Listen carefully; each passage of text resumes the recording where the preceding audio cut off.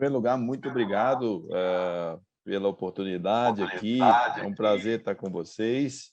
Eu queria me apresentar rapidamente. Meu nome é alemão, mas pelo sotaque vocês já veem que eu não sou da Alemanha, né? Eu sou de Recife, né? Eu nasci em Recife e meus avós eram alemães, vieram para o Brasil, enfrentaram assim também essa fase, vamos dizer assim, dizer, oh, o Brasil é muito bacana, mas os up and downs, viveram aqui durante a guerra. Meu pai foi estudar na Alemanha, conheceu minha mãe lá, vieram para Recife, eu nasci lá, estudei em Recife, depois eu fui para a Alemanha, me aperfeiçoar primeiro no alemão, né, porque eu não falava alemão, apesar do nome, então já era um pouquinho assim vergonhoso chegar na Alemanha, o senhor é Axel Werner, fala alemão? Não. Então, aprendi alemão, estudei na Suíça e comecei minha vida pela consultoria. Primeiro, consultoria estratégica numa empresa alemã, nós fazíamos Alemanha Oriental, trabalhei na época lá ainda quando aquilo dali não era reunificado, então foi muito interessante, voltei ao Brasil e desde 2005 eu estou na Kimball e trabalho com recursos humanos, especificamente nessa área que nós chamamos de headhunting, né? Mas é a área de recrutamento para executivos sêniores e, inicialmente, especificamente nas empresas alemãs, né?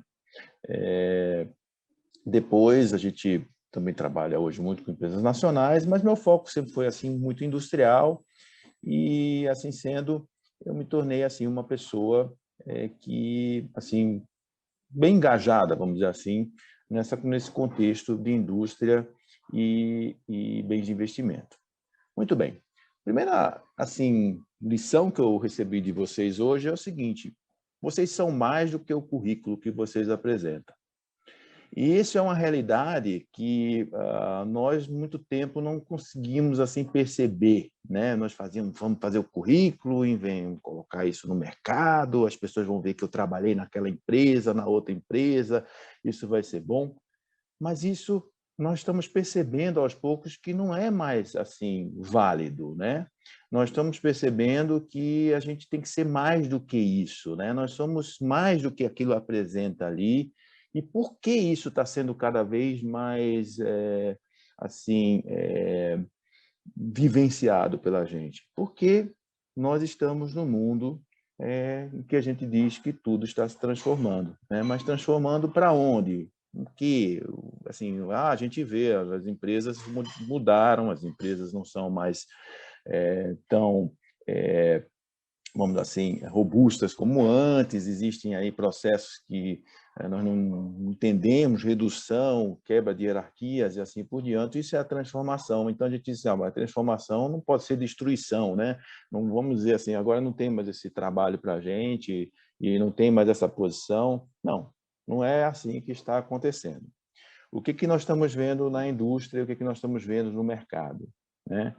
É claro que as posições que nós ocupamos no passado, elas tinham perfis que não existem mais.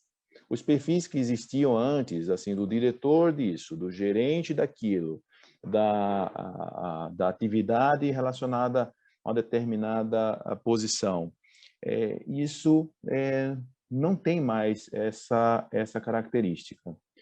De uns 5, 6 anos para cá, já havia um movimento, né, que nos perguntava, né, o que o executivo tem que ter para exercer uma determinada posição, né? E, e saímos muito daquele negócio, a experiência passada num determinado setor, para o potencial desse executivo em transformar, em fazer com que a empresa se posicione de uma forma diferente, em absorver essas tendências que vêm aí de mercado. E isso levou a uma cadência de mudança no perfil das pessoas a serem apresentadas para as posições mais sêniores nas empresas, certo?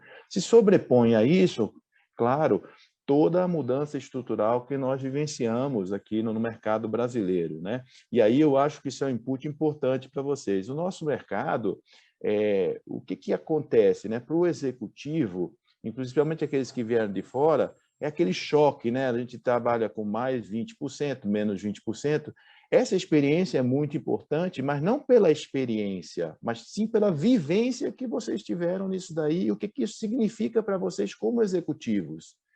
Porque ninguém vai querer essa experiência lá fora. A experiência de subir 20%, 20%, menos 20% é irrelevante para uma Alemanha. Você vai chegar lá e dizer, eu vivenciei isso, mas o alemão disse, aqui não existe isso. Né? Mas a vivência que vocês tiveram, o que vocês trouxeram disso para a sua característica pessoal, como tratar as coisas, como abordar certos assuntos, isso é o diferencial. Então, o que nós estamos trabalhando hoje nos executivos? O autoconhecimento. E eu acho que vocês colocaram isso aqui muito claramente, que uma parte desse processo de new placement é autoconhecimento, né? Mas o autoconhecimento também tem o seu limite, não é se autoconhecer para não chegar a nenhuma conclusão, né? Nós temos que nos autoconhecer para chegarmos a uma conclusão, o que isso significa para a minha carreira, certo? O que significa para a minha posição, para o meu posicionamento futuro, né? São muitos questionamentos que você tem que ter, mas você tem que ter uma conclusão sobre esse assunto, certo? E esta conclusão, nós temos que elaborar a conclusão, né? Significa, eu não sou, você tem assim o poder de transformação, eu sou uma pessoa que consigo unir equipes, eu sou uma pessoa que tenho essa facilidade de transitar em algumas áreas. Como é que eu faço isso? Através do que eu faço isso? E como eu posso demonstrar isso para o meu interlocutor? Isso é importante, né? Eu tenho um poder de análise, eu consigo analisar determinadas situações e contextualizar. Quais são os exemplos da minha vida e carreira que eu apresentei, que eu tive isso, e como é que eu vou apresentar isso ao meu interlocutor? Então, a primeira mensagem que eu tenho aqui, você é mais que o seu currículo, está nesse sentido. Não é mais que o seu currículo apenas porque a gente se conhece mais, a gente já fez coisas diferentes. Mas como é que eu contextualizo isso para que alguém que esteja na minha frente, ela reconheça em mim aquela pessoa de potencial para aquela posição? É importante, certo? E que potencial é esse? E como é isso? O que está acontecendo? O que eles estão procurando? O que os executivos hoje têm que demonstrar? Ora, vamos dar uma olhada no que acontece nas organizações.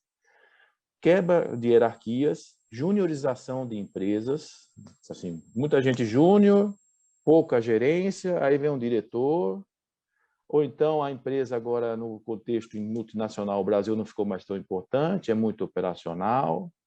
Aí você vê diretorias sendo cortadas, né? O que significa isso? Que não precisa mais de gente, que a empresa está automatizada, que agora é só lá nos Estados Unidos que eles mandam fazer e a gente obedece?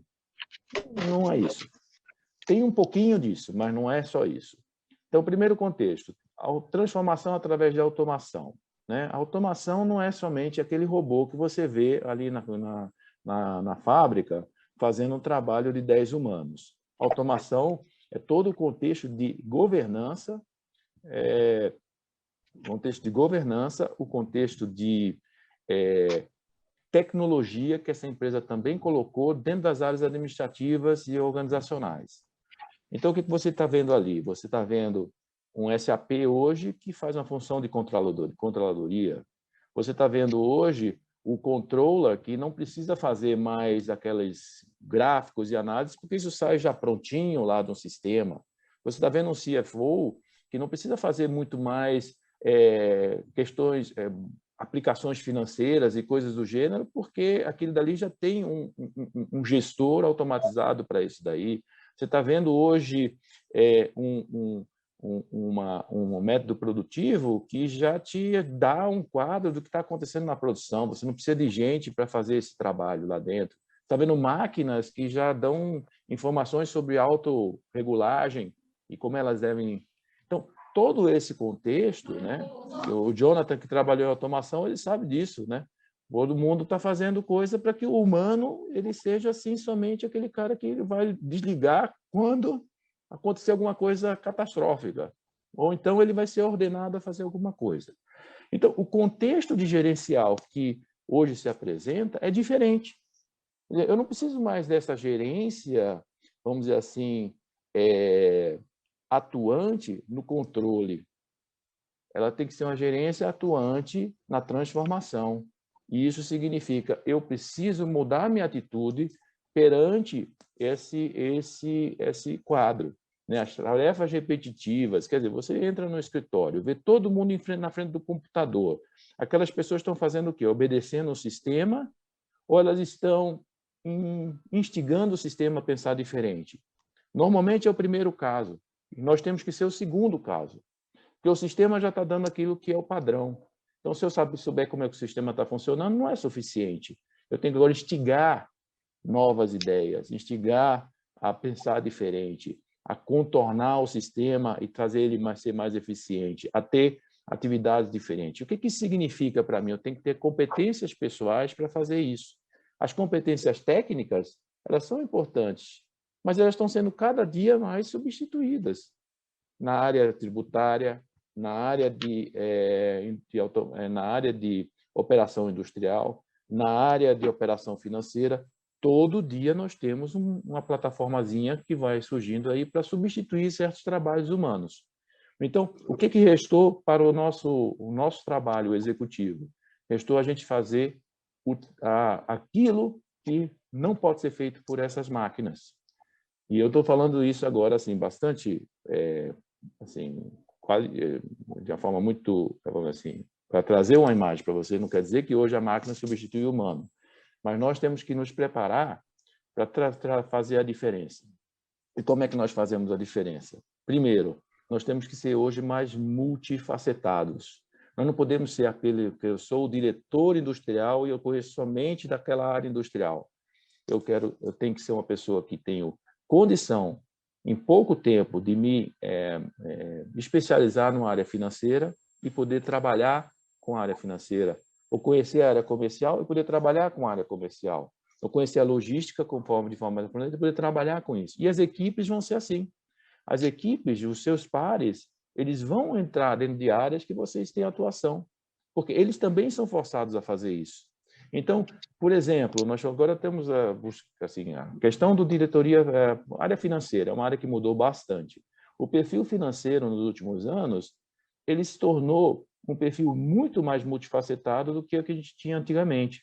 Nós tínhamos aquela visão do financeiro, uma pessoa que trazia o bad news, né? Olha, putz, você está aqui, vamos fazer todo investimento. Ah, mas aqui não dá dessa forma, só se for assim. E ele tinha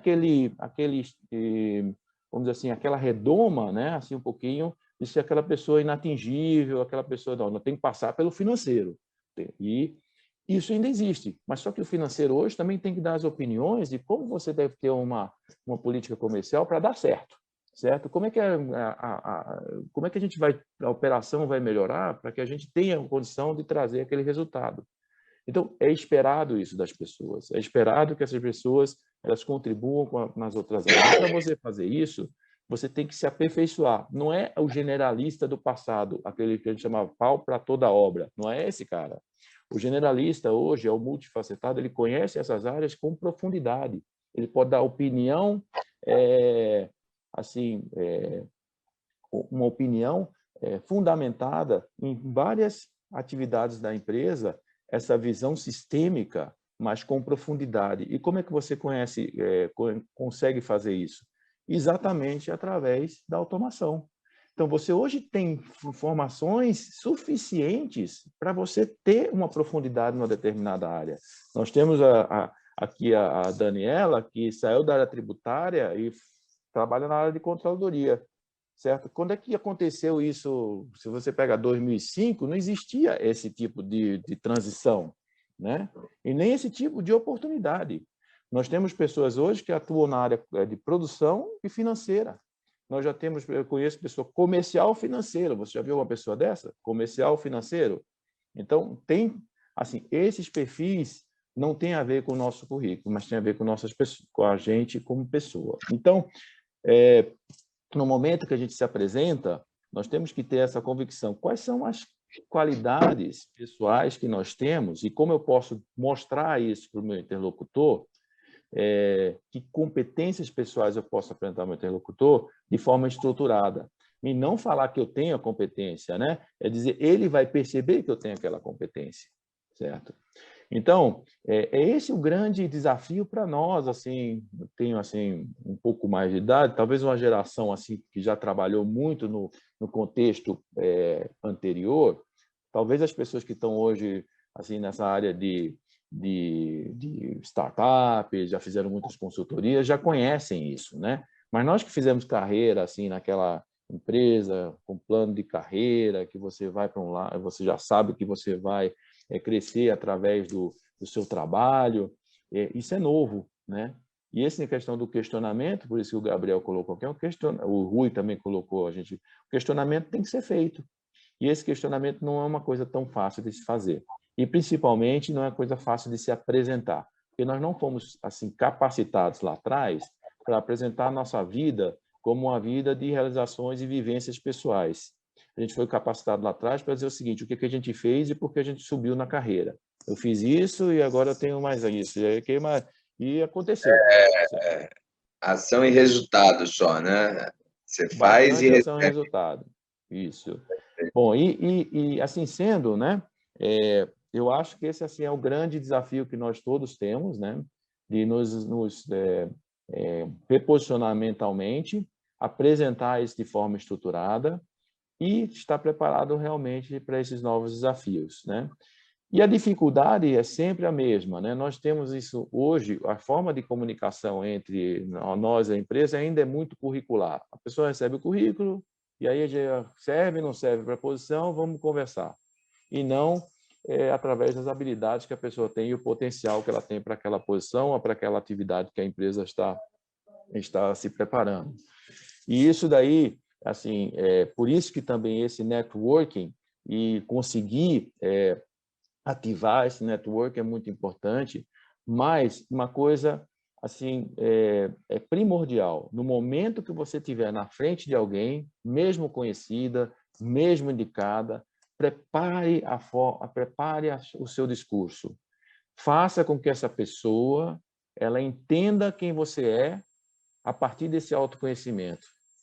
Faça com que essa pessoa ela tenha um tempo para lhe ouvir da forma como você estrutura a sua carreira, a forma como você tem a sua habilidade e que ela chegue a essa conclusão.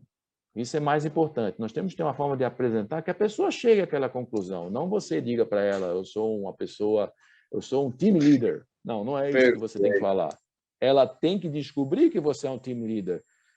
Nós estamos falando aqui de vivências, pessoas que estiveram em vários países, que vieram para o Brasil e viram como isso daí isso aqui é uma coisa, a gente tem que ter mais flexibilidade, etc.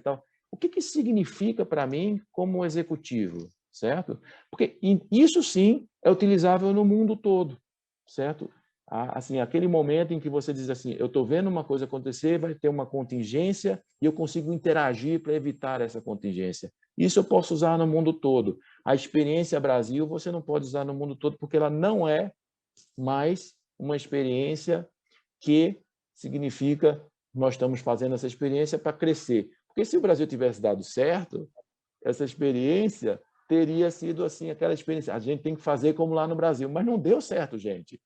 Então você não vai chegar na China, vamos fazer como no Brasil, não vai funcionar. Então é isso que a gente tem que pensar. A experiência brasileira por si só, assim, porque eu fui, subi, voltei, isso daí não é relevante no contexto de empregabilidade lá fora. O que é relevante é o que você vivenciou e o que aconteceu com sua personalidade e seu potencial através dessa experiência. Isso sim é relevante. Então, quando eu vejo o pessoal se apresentando na Alemanha, que já vivenciou o Brasil, se eles vão por esse lado, você tem uma parte de empatia, tem uma parte que é essa flexibilidade, mas isso tudo estruturado. Não é assim, bom, agora a gente vai esperar que vai acontecer e agora resolve naquele momento. Não é estruturado. E nós aprendemos, através dessas multinacionais ou das empresas grandes, a ser estruturados. Só que a gente não sabe, assim, muitas vezes, como expressar isso dentro do caos. Como é que a gente se estrutura dentro do caos? Né? Que é, assim, o Jean falou ali que estava no morro, tinha tiroteio. Eu já tive um caso desse no Rio, inclusive eu estava assim que tive quase que me esconder atrás de uma mesa lá. Mas essa experiência, ela pode ser assim curiosa, né? Interessante para você contar numa roda de amigos. Mas o que isso significa para mim como profissional, certo? O que significa essa experiência como profissional? O que esses ambientes me ensinaram como profissional? E esse ambiente ensinou você como profissional na interação com as outras pessoas, como é que elas se comportam nisso daí, o que a gente tem que fazer com essas pessoas para que elas sejam motivadas, né? Porque se você fizer isso na Alemanha, todo mundo vai embora, já desaparece. E no Brasil, o pessoal continua trabalhando lá. E como é que acontece um negócio desse? Né? É porque ele precisa? Não, porque a gente... Então, tem alguma mágica ali por trás e isso tem que ser estruturado na nossa apresentação de carreira, né? Senão a gente vai viver... Eu vou só dar um exemplo para finalizar. Quando eu estava na Alemanha, eu fui trabalhar na Alemanha Oriental. E era oriental ainda, não era reunificada. Alemanha Oriental. E eu fui lá fazer trabalho na indústria têxtil, que eu achei uma coisa assim, mais interessante do mundo. As pessoas me perguntavam se ia ter mais arroz no supermercado, que depois que reunificar a Alemanha, se eles vão comprar um carro novo. Então, foi uma experiência muito legal do ponto de vista de interação humana, mas ela é curiosa, né? Ela não revelou ainda, não tinha revelado ainda o que significava para mim. E eu fui descobrir que toda vez que eu falava sobre aquele assunto, todo mundo achava muito legal, mas so what, né?